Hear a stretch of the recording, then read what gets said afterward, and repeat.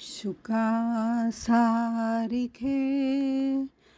पूर्ण वैराग्य जाचे, वशिष्ठा परी ज्ञान योगेश्वराचे, कवी वाल्मिका सारिखा मान्य ऐसा, नमस्कार माझा सद्गुरु रामदासा. जय जय रघुवीर समर्थ. मन हेची राम जनी मेघ श्याम, देही आत्मा राम पाहे डोळा, पाहुनिया डोळा स्वरूपी मुरावे, वाचेसी असावे राम नाम. जय जय रघुवीर समर्थ.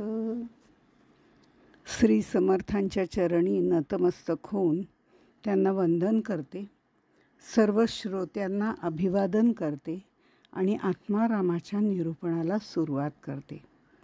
मागच्या वेळी आपण 10 ओव्या बघितल्या होत्या. मायेबद्दलचं सर्व वर्णन आता समर्थ आपल्याला सांगतायत. त्याच्यामध्ये 11व्या ओवीमध्ये 12व्या ओवीमध्ये ते असं म्हणतायत, अहम ऐसे जे स्फुरण, तेची मायेचे लक्षण, ते माये पासुनी त्रिगुण, गुणापासून भूते श्रीराम, पृथ्वी आप तेज वायो आकाश, सृष्टी रचली सावकाश, येथे दृश्य आणि अदृश्य सकळ माया श्रीराम. आत्माराम हे ब्रह्मनिरूपण आहे, पण तरीही मायेचं मिथ्यापण समजावून दिल्याशिवाय ब्रह्म कळणार नाही. शिवाय शिष्याला ब्रह्म आणि आत्मा हेही एकरूपच आहेत.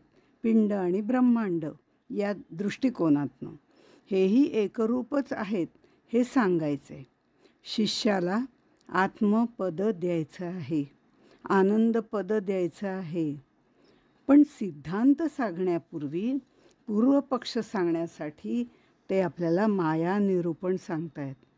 शिष्याला आता आपली चूक समजलेली आहे हे समर्थांच्याही लक्षात आलं आहे. त्यामुळे ते पुन्हा त्यांना सांगतात की नीट लक्ष देऊन ऐक बरं. त्याप्रमाणे शिष्यही आता नीट लक्ष देऊन ऐकतोय. समर्थ म्हणतात, मा धातूपासून माया शब्द तयार होतो. मा म्हणजे नाही आणि या म्हणजे आहे. जी नाही ती माया. मा म्हणजे मर्यादा घालणं, मा म्हणजे मोजमाप करणं असाही अर्थ आहे. म्हणजे निर्गुण परमात्म्याला, अनंताला शांत करणारी, निर्गुणाला सगुण बनवणारी अशी ही माया आहे. त्याला सीमित करणारी अशी ही माया आहे. म्हणजे जी खरं म्हणजे नाहीच आहे, पण तरीसुद्धा ती भ्रमरूपाने आम्हाला जाणवते. त्यामुळे आम्हाला ती आहे असं वाटतं. असं ही माया त्या परमात्म्याला सगुण आणि शांत बनवणारी आहे. अहम ऐसे जे स्फुरण, तेही मायेचे लक्षण. आपण म्हणतो अगा जे झालेची नाही त्याची वार्ता करीसी काही. जे झालंच नाही, माया नाहीच आहे.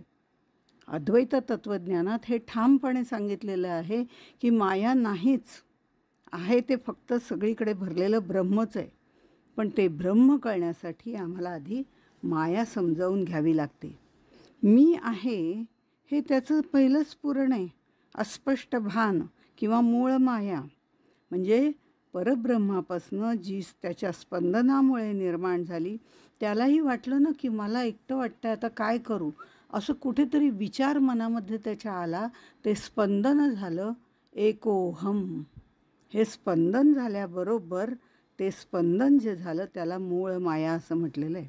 मूळ माया म्हणजे दुसरं तिसरं काही नाही, परब्रह्माच्या ठिकाणी उत्पन्न झालेलं स्पंदन.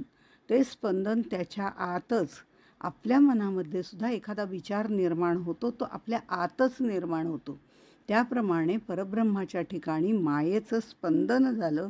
हे पहिलं स्फुरण, अस्पष्ट भान म्हणजे मूळ माया. परब्रह्म मूळ माया हे आपण ब्रह्मांडाच्या दृष्टिकोनातून विचार करतोय. हे स्फुरण खरं आमच्यातही आहे. आता आपणच आपला प्रश्न जर बघितला तर लक्षात येईल. आपल्याला विचारलं, तू कोण? तर मी अमुक तमुक, हे नाव माझं. कशावरून? अरे पण तूच आहे हे कशावरून? तू कोण? तर मी अमुक अमुक. हे सगळं कळलं, पण तू आहेस का? तर म्हणे, हो मी आहे ना. हे काय मी दिसतेय ना. अरे ठीक आहे बाबा, उजेडात दिसतेय, पण रात्री चंद्रप्रकाशात दिसतेय. चंद्रप्रकाशही नसेल, खूप गडद काळोख आहे, आता काहीच दिसत नाही. मग आता तू आहेस हे कसं? अगदी मिट्ट अंधार असा असेल त्यावेळेला तू मला दिसत पण नाही आहे, मग तू आहेस कशावरनं? अशा वेळेला ती व्यक्ती उत्तर देते, तरी मी आहे ना. हे सिद्ध कशाला करायला पाहिजे? अंधार असला तरी मी आहेच. हे जे मी आहेच, ही अहमची जाणीव स्वयंप्रकाशी आहे. ते सिद्ध करायला दुसरं कोणी लागत नाही. हां, व्यवहारात आपल्याला पेन्शन आणताना मी जिवंत आहे याचा दाखला द्यावा लागतो आणि तो आपणच नेऊन देतो, पण तो द्यावा लागतो, तो भाग वेगळा. ह्या पारमार्थिक सत्तेमध्ये मी आहे हे सिद्ध करायला दुसऱ्या कशाचीही गरज नाही. म्हणून ही मीची जाणीव म्हणजे मूळ माया. ब्रह्मांडात तिला मूळ माया असं म्हटलं जातं, तर पिंडात ती अंतरात्मा म्हणूनही असते. ती आत्मा म्हणूनही असते, अंतरात्मा म्हणूनही असते, आत्माराम म्हणूनही असते. अशी त्याची अनेक नावं आहेत. मी आहे हे पहिलं स्फुरण म्हणजे काय? तर अहमची जाणीव. ती अत्यंत आवश्यक आहे. म्हणजे मी आहे हे स्फुरण, ही अहमची जाणीव शरीर रक्षणासाठी तर आवश्यक आहेच. कारण शरीर हे साधनेसाठी महत्त्वाचं आहे, साधनेचं साधन असणारं आहे. त्यामुळे ते साधन जपण्यासाठी अहमची जाणीव म्हणजे सूक्ष्म जाणीव अत्यंत आवश्यक आहे, जी आपल्याला पुढे तत्त्वबोधापर्यंत नेते, तिथपर्यंत नेते. म्हणून ती अत्यंत आवश्यक आहे.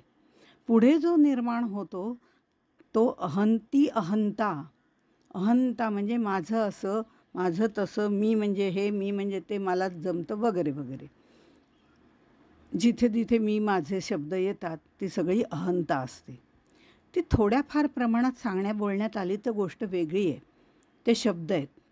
पण त्याचा अहंकारमध्ये ते जर बदललं, कारण अहम अहंता अहंकार हे मीचं प्रस्थ इतकं काही वाढत जातं आणि ह्या त्रिज्या एवढ्या मोठ्या होत जातात, वर्तुळाचा केंद्रबिंदूच मी होऊन जातो, तो मध्यबिंदू मी होऊन जातो आणि मी माझे, मी माझे, माझंच सगळं. अशा माझ्या त्रिज्या मी जेवढ्या वाढवीन तेव्हा तेवढं माझं मी माझेचं अहंकाराचं वर्तुळ वाढत जातं. अहंकार खूप झाला की लोकांनासुद्धा आपण नकोसे वाटायला लागतो. पण त्याही पुढे जाऊन दर्प निर्माण होतो, तोही वाईट. म्हणजे अहम अहंता अहंकार दर्प अशा 4 गोष्टींचा विस्तार त्या मी या जाणीवेपासून होतो. खरं तर मीची सूक्ष्म जाणीव परमार्थासाठी अत्यंत आवश्यक आहे. पुढच्या 3 गोष्टी ज्या आहेत, अहंता अहंकार आणि दर्प, याचा त्यागच करायला पाहिजे. या सोडून द्याव्या लागतात, पण त्या सुटायला प्रचंड वेळ लागतो.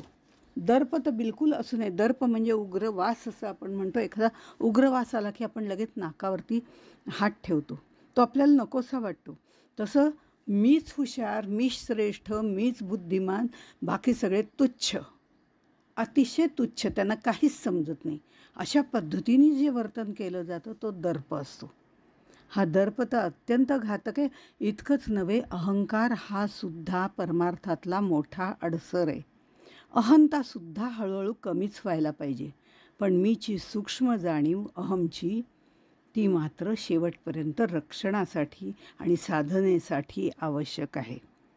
आता या परब्रह्माचं स्फुरण म्हणजे मूळ माया.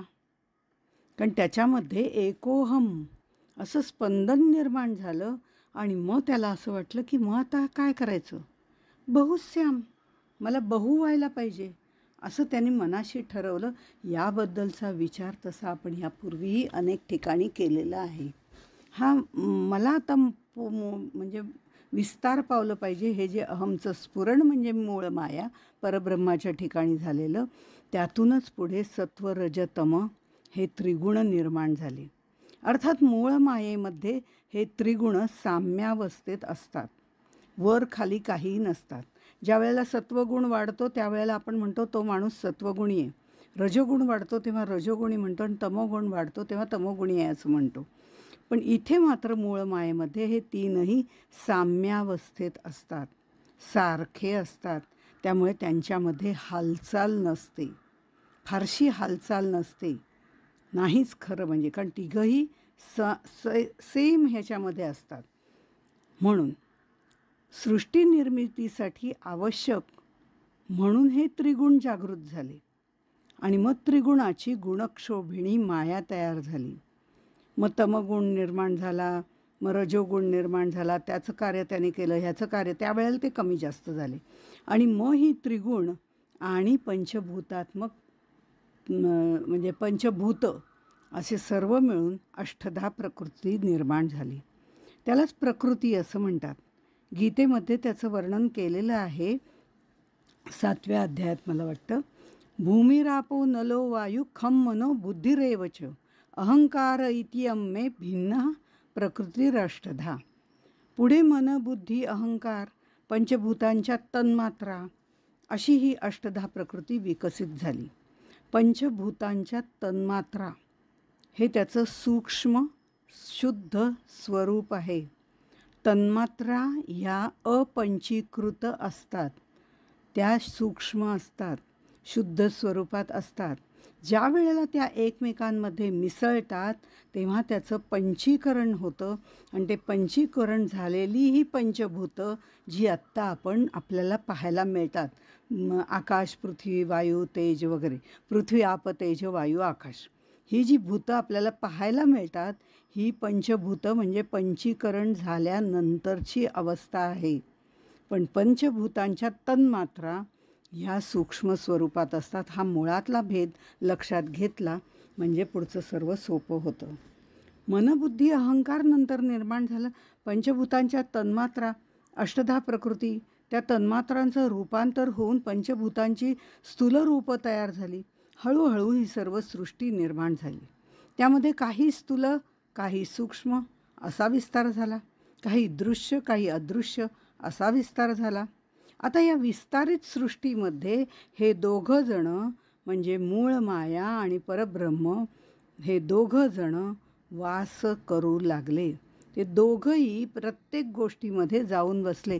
म्हणून आपण म्हणतो चराचरामध्ये परब्रह्म बसलेला आहे, आणि परब्रह्माच्या आतच त्याचं स्पंदन असलेली मूळ मायासुद्धा आहेच, ती त्याच्याबरोबर आलीच. पण जी त्रिगुणात्मक माया आहे किंवा जी नंतर निर्माण होणारी माया आहे, अष्टधा प्रकृती, सत्व, रज, तम यांच्यापासून निर्माण होणारी जी आहे ती मात्र नामरूप घेऊन येते. त्यामुळे अस्तिभाती प्रिय किंवा सच्चिद आनंद हे परब्रह्माच्या गुणांसह आणि नामरूप हे मायेचं गुण असे एकत्र येऊन अणूपासून ब्रह्मांडापर्यंत ही सर्व जोडी, शिवशक्तीची जोडी एकत्र नांदत असते. म्हणून चराचरात परब्रह्म भरला आहे असं आपण म्हणतो. खरं तर यालाच सोपाधिक ब्रह्म असंही म्हणतात, शक्तीसहित ब्रह्म. आपण परब्रह्म म्हणतो ते विमल ब्रह्म, शुद्ध ब्रह्म, पण त्याला जेव्हा उपाधी लागते, शिव आणि शक्तीची उपाधी लागते, त्यावेळेला ते सोपाधिक ब्रह्म असं होतं, शक्तीसहित ब्रह्म. आता बीज म्हणजे सत, ते मात्र अव्यक्तपणे सर्वत्र म्हणजे वास करत असतं. ते परब्रह्म आपल्याला दिसत नाही, ते निर्गुण निराकार वगैरे आहे आपल्याला माहिती आहे. त्यामुळे ते अव्यक्त रूपाने सर्वत्र वास करतं, असतं सगळीकडे. जसं छांदोग्यामध्ये एक कथा आहे, छांदोग्य उपनिषदात. श्वेतकेतू आणि आरुणीची कथा आहे. आरुणी केतूला मोठं गंगाळ आणायला सांगतात. त्यात पाणी भरायला सांगतात. त्यात श्वेतकेतूला मिठाचे खडे घालून ठेवायला सांगतात आणि म्हणतात, एकदा बघ बरं मिठाचे खडे आहेत ना. तो हातबीत घालून बघतो, हो हो आहेत ना मिठाचे खडे. ठेव म्हणलं, आता दुसऱ्या दिवशी सकाळी बघू. दुसरे दिवशी सकाळी उठल्यानंतर ते गंगाळ आणायला सांगतात आणि म्हणतात, काल आपण मिठाचे खडे घातले होते बघ त्याच्यामध्ये. तो म्हणतो, हो हो घातले होते ना. मग ते जरा काढून दे बरं. तो आज तिथे जाऊन बघतो, हात घालून बघतो, मिठाचे खडे कुठे लागतात. मिठाचे खडे तर विरघळले, आता कसं देऊ, मीठ कुठं. त्यावेळेला ते तो तिथे गंगाळ घेऊन येतो आणि म्हणतो, आजोबा हो असं कसं होईल, कारण मीठ आता विरघळलं नाही का. अरे मीठ कुठे गेलं. आता मीठ कुठे गेलं हे काही त्याला सांगता येईना. तेव्हा ते म्हणले, मीठ कुठे गेलं, मीठ पाण्यातच आहे पण दिसत नाही. बघ बरं जरा वरचं पाणी चाखून बघ. हो म्हणला, खारट लागते. त्याच्या खालचं पाणी चाटून बघ, तेही खारट लागते. आणि मधलं पाणी, तेही खारट लागते. आता कुठलंही पाणी घेतलं तरी खारटच आहे, कारण मीठ पाण्यातच आहे. मीठ पाण्यात असलं तरी दिसत नाही, पण खारटपणामुळे त्याचं अस्तित्व जाणवतं. तसंच परब्रह्म अव्यक्त रूपाने सर्वत्र आहे. ते दिसत नाही म्हणजे ते नाही असं होत नाही. ते आहेच आहे असं तची असे. जसं बीजामध्ये फोडून पाहिलं तर झाड आपल्याला दिसत नाही, पण बीपासूनच झाडाची निर्मिती होते. आपले श्वास चालू आहेत, आपण बोलतो, कर्म करतो, यावरून आपलं अस्तित्व आपल्या लक्षात येतं. हे सगळं समजून घ्यायचं असतं. त्यामुळे इथे श्रद्धस्व हा भाग येतो. आणखीन एक गोष्ट इथे समर्थांनी म्हटलेली आहे, ती अशी आहे की सृष्टी रचली सावकाश. सावकाश हा शब्दही तेवढाच महत्त्वाचा आहे. म्हणजे कसे, एकदम शांतपणे, तब्येतीत, मस्तपणे अशी त्यांनी सृष्टी निर्माण केली. कुणी निर्माण केली? परब्रह्माने फक्त शक्ती दिली आणि त्या शक्तीने हा सगळा पसारा मांडला. ती त्याच्यातलीच शक्ती आहे, त्याचीच अर्धांगिनी आहे, त्याचं स्पंदन आहे, हे लक्षात ठेवायचं. तिने हा पसारा मांडला. पण आपण जसं म्हणतो बघा, एखादी संगीताची मैफल ठेवली आणि ती मैफल ठेवल्यावरती उद्या काही कोणाला कशाचं बंधन नाही, काही नाही, त्यावेळेला आपण काय म्हणतो, बुवा आज कसं एकदम वेळेचं काही बंधन नाही बरं का, आज आपलेच लोक आहेत, एकदम सावकाश होऊ द्या, तब्येतीत गाणं होऊ द्या, काही घाई नाही. मग मैफल अशी काही जोरात रंगते की त्यातला स्वर आणि स्वर आळवला जातो आणि ती पहाटेपर्यंत, दुसऱ्या दिवशीपर्यंत चालूच राहते, कारण कोणाला काहीही बंधन नाही आहे. इथे समर्थांनी सावकाश हा शब्द त्याच दृष्टिकोनातनं वापरला आहे. म्हणजे एकदम तब्येतीत, मस्तपणे, मोकळेपणे, संकोच न करता, कुठलीही काटकसर न करता, अगदी हौशीने सगळा पसारा तिने निर्माण केला. तुकाराम महाराज म्हणतात, माया तेची ब्रह्म, ब्रह्म तेची माया. हे दोन्ही वेगळे नाहीच आहेत, कारण ह्या एकाच नाण्याच्या दोन बाजू आहेत. समर्थही आपल्याला तेच सांगतात, एक माया दो ठाई वाटली, प्रकृती आणि पुरुष झाली, जैसी दो दिवसांची बोली, एकची परवा श्रीराम. माया ज्ञाता ज्ञेय ज्ञान, माया ध्याता ध्येय ध्यान, माया हेची समाधान, योगियांचे श्रीराम. ही जी मूळ माया निर्माण झाली, हे जे स्पंदन निर्माण झालं, खरं म्हणजे हे मुळात एकच तत्व होतं, शुद्ध विमल तत्व होतं. पण ते स्पंदन निर्माण झाल्यामुळे प्रकृती आणि पुरुष अशी दोन रूपं घेऊन प्रगट झालं. म्हणून मायेतील सर्व गोष्टी द्वैतातच येतात. एक दृश्य, एक अदृश्य, एक व्यक्त, एक अव्यक्त. म्हणजे कसं, आता उदाहरणार्थ साखर आपल्याला दिसते, त्यातली गोडी आपल्याला दिसत नाही, ती खाल्ल्यावर, अनुभव घेतल्यावर समजते. म्हणजे साखर दिसते, ते दृश्य स्वरूप, व्यक्त स्वरूप, पण त्यातली गोडी दिसत नाही, हे अदृश्य, अव्यक्त स्वरूप. पण साखर गोडच आहे ना. त्यामुळे ह्या मायेच्या गोष्टी या द्वैतात येतात. त्या मायेमुळे त्याचं नामरूप प्रगट होतं, पण त्यामागचं जे तत्त्व आहे ते मात्र, ती गोडी मात्र आपल्याला दिसत नाही. ती त्याच्या कार्यावरून सिद्ध होते, हे मात्र लक्षात ठेवायचं. ती त्याच्या कार्यावरून सिद्ध होते, म्हणजे खाल्ल्यानंतर ती गोड आहे हे आपल्याला समजतं. अशा पद्धतीने इथे समर्थ म्हणतात, एक माया दो ठाई वाटली, प्रकृती पुरुष म्हणून ती वाटली गेली, हे मान्य आहे. जैसी दो दिसांची बोली एकची परवा. आता परवा हा शब्द आपण वापरतो, पण परवाचा अर्थ काय होतो? एक तर तो कालचा दिवस, त्याच्या आधीचा दिवस असं म्हणून परवा वापरतो, किंवा उद्याच्या पुढचा एक दिवस म्हणून परवा असं दर्शवतो. या परवा या शब्दाला स्वतंत्र अस्तित्वच नाही आहे. म्हणजे ते क्रियापदावरती अवलंबून आहे.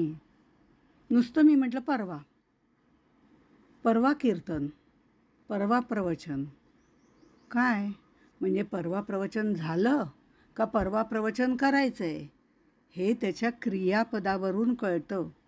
म्हणजे परवा जाणार आहे आणि परवा गेलो होतो, हा जो प्रकार आहे ते हा परवा हा शब्द एकटाच दोन अर्थांनी प्रगट होतो. तसंच सर्वत्र परब्रह्म एकच आहे, पण ते प्रकृती आणि पुरुष या दोन अर्थांनी प्रगट होतं. एकाच परब्रह्म वस्तूंनी विश्वनिर्मितीसाठी ब्रह्म आणि माया, प्रकृती आणि पुरुष अशी दोन रूपं घेतली आहेत. कोणतीही त्रिपुटी ही मायाच आहे, हे पुढच्या ह्याच्यात ते सांगतात. माया ज्ञाता ज्ञेय ज्ञान, माया ध्याता ध्येय ध्यान. कारण जिथे जिथे द्वैत येतं, दोन गोष्टी येतात, तिथे तिथे हे त्रिपुटी ही येतेच. म्हणजे जाणणारा तो ज्ञाता, ज्याला जाणायचं ते ज्ञेय, आणि जे जाणायचं ते ज्ञान, म्हणजे जी होणारी क्रिया, अशी ही त्रिपुटी असते. ध्यान म्हणजे ध्यान करणारा तो ध्याता, ज्याचे ध्यान करायचं ते ध्येय, आणि होणारी क्रिया म्हणजे ध्यान.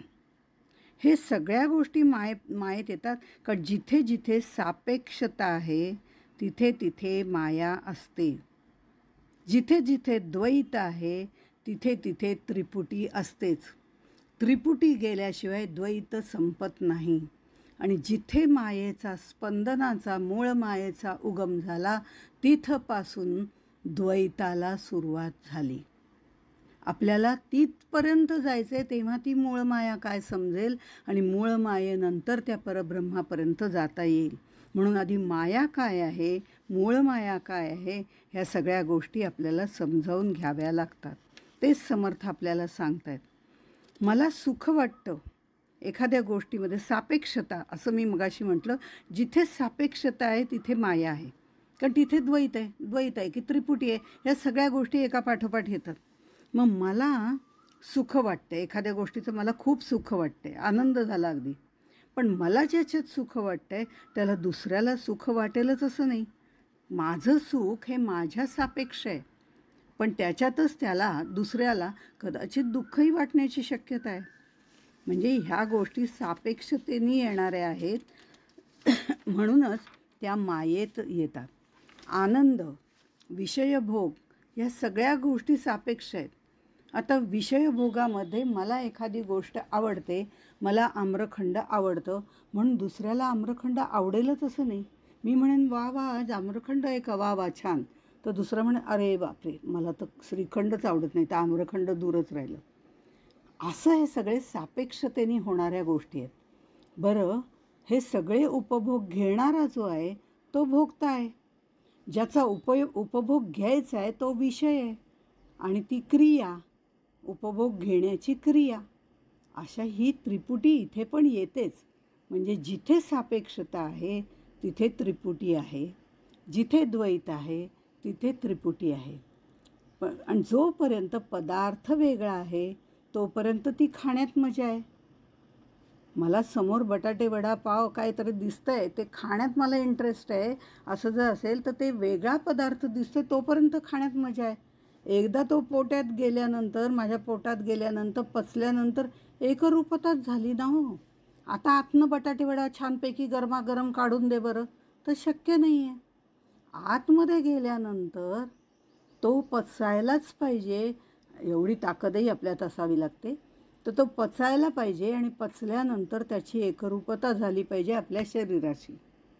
द्वैतात आनंद आहे, पदार्थ खाण्याकरता तो वेगळा पाहिजे. द्वैतात आनंद आहे, पण एकदा का तो पचला आणि अंगी लागला पदार्थ की मग ब्रह्मानंद आहे.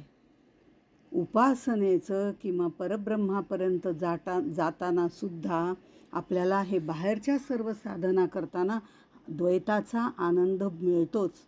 पण जेव्हा अंतर्मुख साधना होते आणि ती साधना पचवायला सुरुवात होते, त्यावेळेला ब्रह्मानंदाची प्राप्ती होते.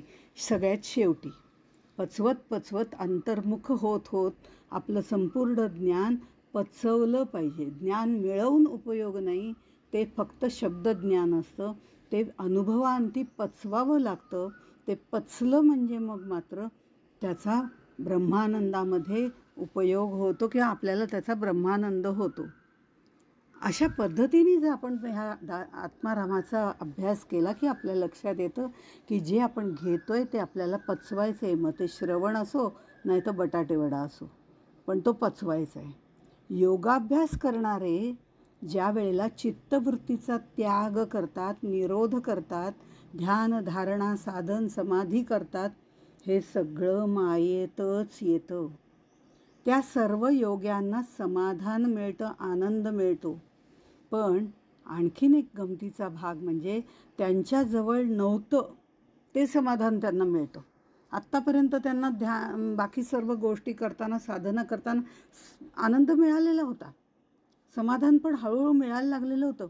पण ज्या वेळेला ते पूर्णपणे समाधी अवस्थेमध्ये जातात तेव्हा त्यांना जे मिळतं ते या आधी न मिळालेलं मिळतं. म्हणजे जे नाही ते मिळवणं हे मायेचंच लक्षण आहे. म्हणून वरदानंद असं म्हणतात की वरदानंद भारती, त्यातूनच पुढे शाश्वत मिळवता येतं. एकदा समाधीपर्यंत आपण गेलो की मग आपल्याला ते जे समाधान मिळतं ते समाधान आणखीन मिळावं असं वाटत राहतं. पण त्या क्षणी एका क्षणी तो जो अनुभव येतो आणि त्या अनुभवातनं आपण त्या परब्रह्मापर्यंत पोहोचतो, ते जे उड्डाण आपण करतो, तो जे शून्याचं भेदून आपण पलीकडे जातो, त्यावेळेला आपल्याला खरं म्हणजे प्राप्ताची प्राप्तीच झालेली असते. पण ते जे मिळतं ते शाश्वत असतं. तिथपर्यंत जाईपर्यंत म्हणजे शून्य ओलांडून पुढे जाईपर्यंत आपण मायेतच असतो.